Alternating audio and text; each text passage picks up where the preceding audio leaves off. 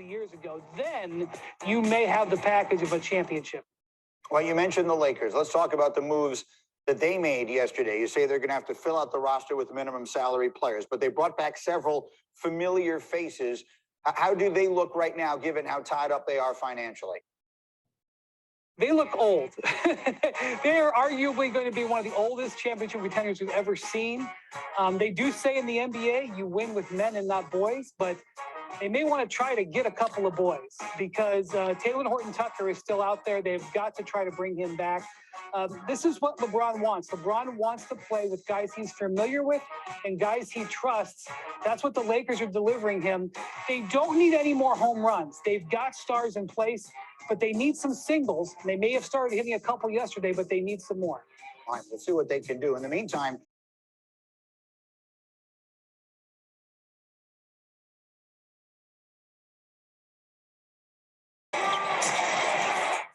they cleared out from his way in. Spins on Gallinari, gives it. And the foul as Thybulle goes to the basket. Boy, Simmons, uncontested, had a layup, but he leaves it for Thybulle, who makes something out of it and is headed to the line. Well, but that's when you know that the game is in your head. That's a dunk for Ben Simmons right there. You got it, and I know you got it to Thybulle. Ben Simmons, he wants out of Philadelphia. He wants to be traded and traded now. He's threatening not to show up for training camp. How serious is he with this threat? If they don't trade him before the start of the season, will he take the court? He's clearly trying to expedite the trade because lately the Sixers, they've walked it back a little bit. They want to trade Ben Simmons, but they're asking for a lot of assets. And most teams are not willing to part with those assets because nobody knows if Simmons is going to actually shoot the ball. If you make the trade for him and he's still not shooting, maybe your job is in jeopardy. So the Sixers, they're saying in the press, in the public, yeah, we want to trade him, but we're okay with starting the season. We're taking our sweet little time. We'll wait for the deal. Simmons says, I don't want to wait. I want out right now. And we know that the Sixers, they want Damian Lillard.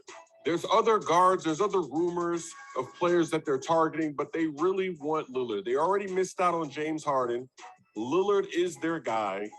But can they get the Blazers to actually offer that up? The Blazers, they're kind of waiting on Lillard. They're hoping that he wants to stay there.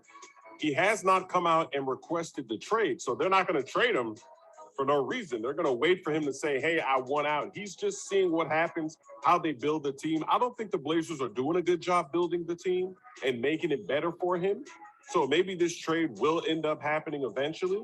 But Simmons, he's fed up. He doesn't have the patience for this anymore. He's trying to get himself out of there like Harden did in Houston. Remember, Harden was coming late to training camp, and he was doing a bunch of stuff off the court. He was talking trash. He was doing everything he could to get up out of Houston, and let's see how desperate Ben Simmons is going to be.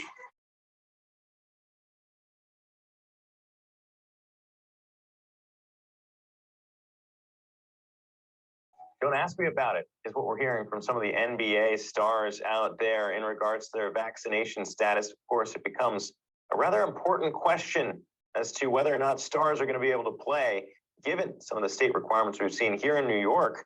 That was top of mind for reporters at the Brooklyn Nets media day, asking star Kyrie Irving about his vaccine status and whether or not it means he's going to have to sit out home games if he's not vaccinated. Take a listen to what he had to say when he was asked by reporters.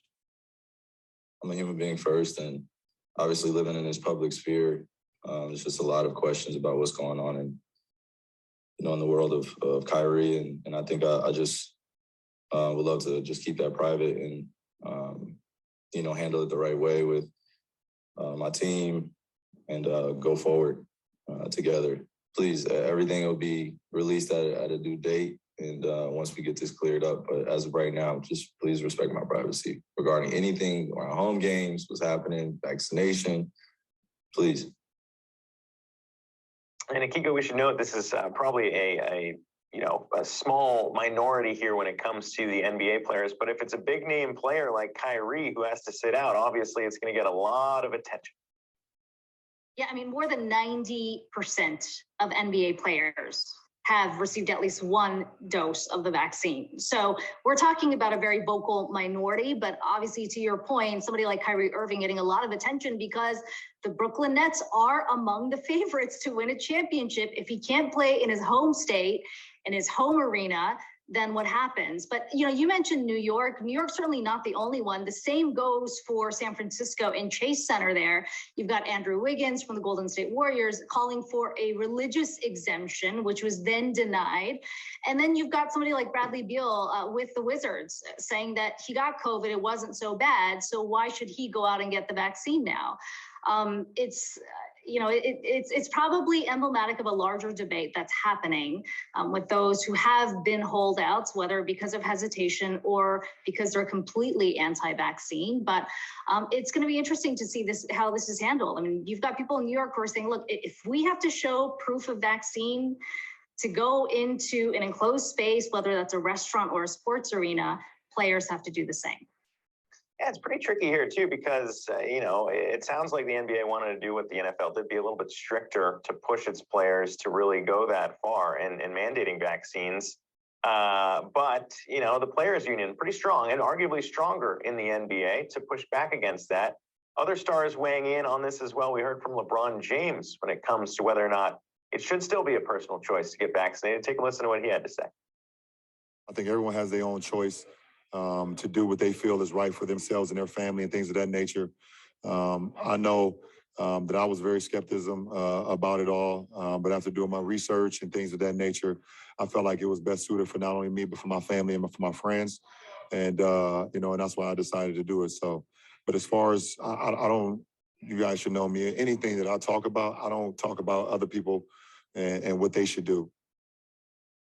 So there you go. It's interesting to see it all play out here, Akiko, because it's the NFL went through the same thing, really putting players and their personal choices, whether or not you want to put that ahead of the team. We're seeing the same thing play out now in the NBA, and I think there are going to be those outliers. You're going to have to deal with the consequences. Yeah, and in some cases that could have implications for how the team does. If you've got a star that's not able to play a majority of the games at home. But we should mention, because we're showing LeBron, the Lakers, Rob Pelinka there has said that they'll be 100% vaccinated by the beginning of the NBA season. So there's a lot of teams that are coming to that point. You've just got some outliers, and we'll see, where these negotiations fall with the Players Association, because at the end of the day, they've got to abide by the rules in place in the cities that they play in.